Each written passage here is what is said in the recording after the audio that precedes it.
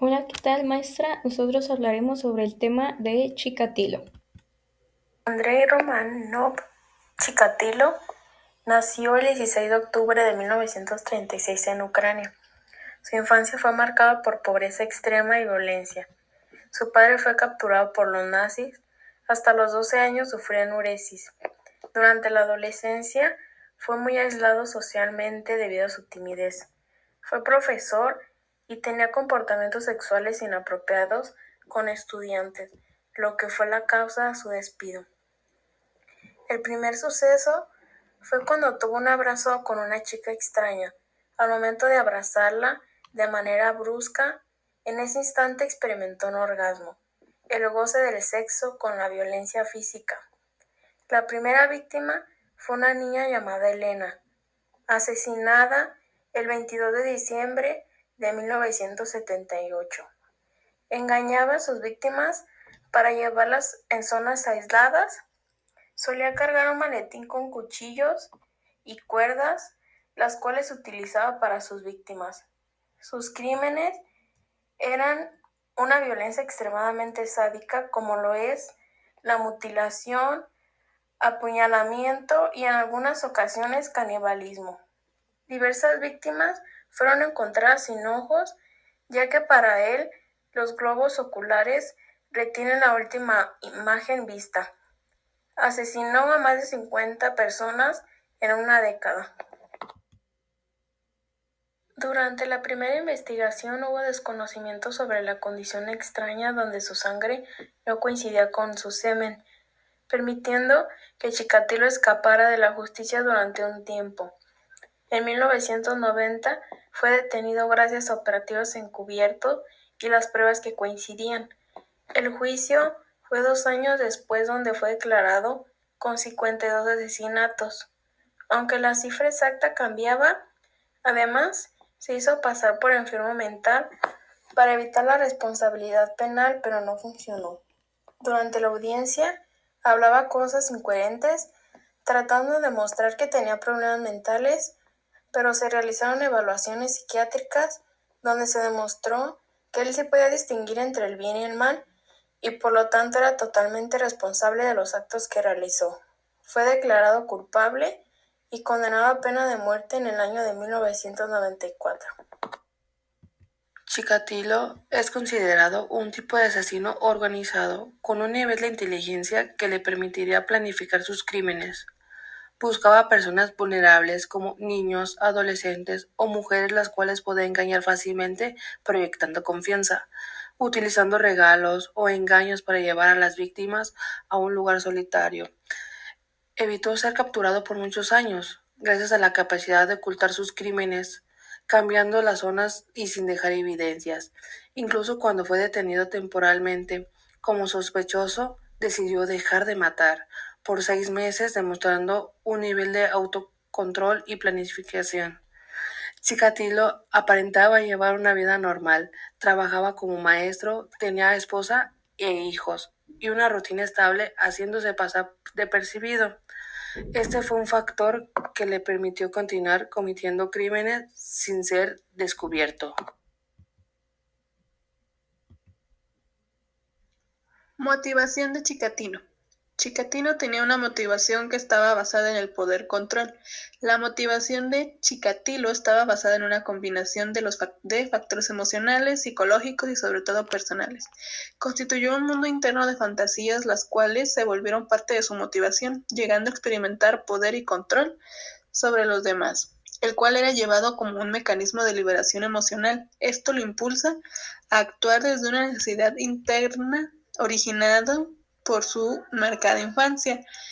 Algunas de las humillaciones o carencias que tuvo fue humillación, como se menciona, carencias afectivas, rechazo, inseguridad y constantes sentimientos de inferioridad. Al mismo tiempo no era solamente poder y control, también era hedonista. Hedonista quiere decir que la motivación lo llevaba a experimentar esa sensación de liberación e intensidad a través del orgasmo, actuando por la necesidad de experimentar sensaciones placenteras e intensas, las cuales lo llevaban a conseguir por medios convencionales, realizándolo por la violencia extrema, generando excitación. ¿Por qué fueron elegidas sus víctimas? Las víctimas de Chikatilo tenían varias características en común. Una de ellas es que eran niños, niñas o adolescentes.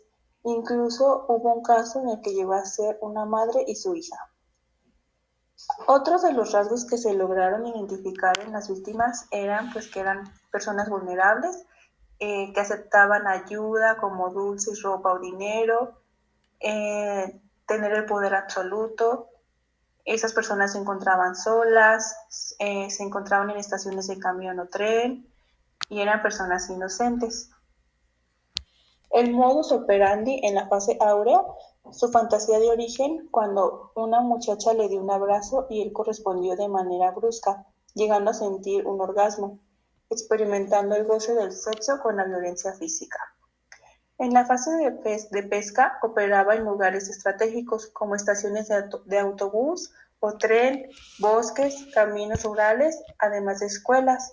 En la fase de seducción, Chikatilo generaba confianza ofreciendo dinero, comida, dulces e incluso ropa, fingiendo inocencia y logrando que caigan en su juego. En la fase de captura, Chikatilo solía llevar a sus víctimas a zonas boscosas, bloqueando las salidas y atacándolas de manera repentina, logrando que se aterrorice la víctima. La captura era el punto en que su fantasía se volvía realidad. La fase del asesinato incluía apuñalamientos múltiples, entre 30 a 50 por persona, destripamiento y amputación de órganos sexuales, así como agresión sexual después del asesinato, obteniendo excitación sexual durante el crimen debido a su incapacidad para mantener una relación sexual normal. La fase fetichista, después del estripamiento y la amputación, procedía a degustar los órganos sexuales, en algunas ocasiones mutilaba partes corporales e incluso con una varilla de madera que contenía su semen, la introducía a la vagina de sus víctimas simulando una violación. La fase depresiva no hay evidencia clara, sin embargo, reiniciaba el patrón de buscar nuevas víctimas. Las cuales aportaron a la vida dulce de Chikatilo. Chikatilo nació en 1936 en Ucrania durante un periodo difícil que fue la hambruna y estuvo dentro de la Segunda Guerra Mundial, ¿no? Su madre le contó una historia traumática sobre su hermano, el cual fue devorado. Esto por la hambruna.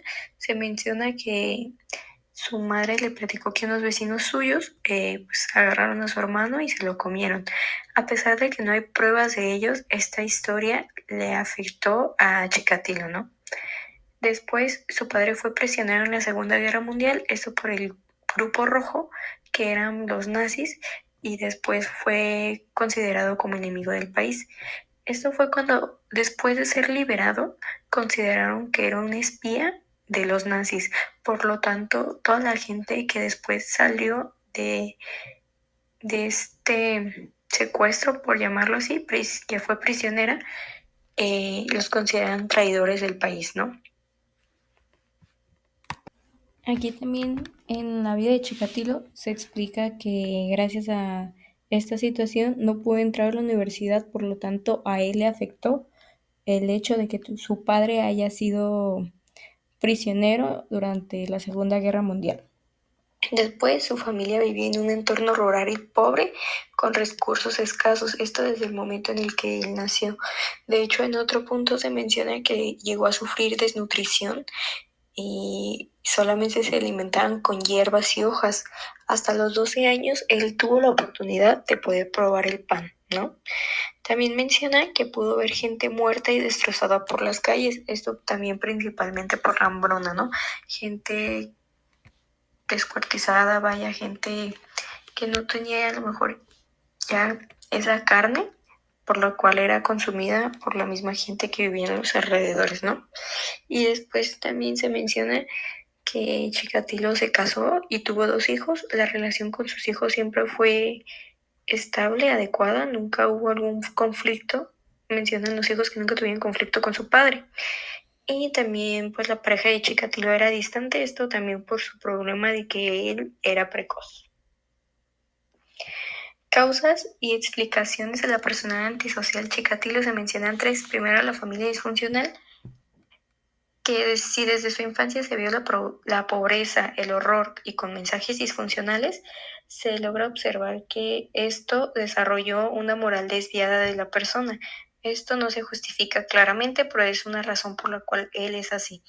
Después se encuentra la inseguridad emocional, que como él creció con miedo, humillación y siendo una persona vulnerable, obviamente la manera que él se iba a sentir seguro era a través de un poder, de sentir que él tenía el control de las cosas, ¿no? Después está la deshumanización, que si desde niño la idea de que los demás se devoran, la empatía se veía muy distorsionada, por lo tanto sus víctimas para él no solamente eran objetos, o sea, no eran personas por los cuales ejercía su poder, ¿no? Estos aspectos que sucedieron en su familia llevan a Chikatilo a ser una persona con una alta manipulación a sus víctimas, siendo organizado, llevando un patrón para no ser descuidado, y era una persona totalmente distinta con su familia a como estaba con sus víctimas. Al momento de terminar con el crimen menciona que no sentía ningún remordimiento.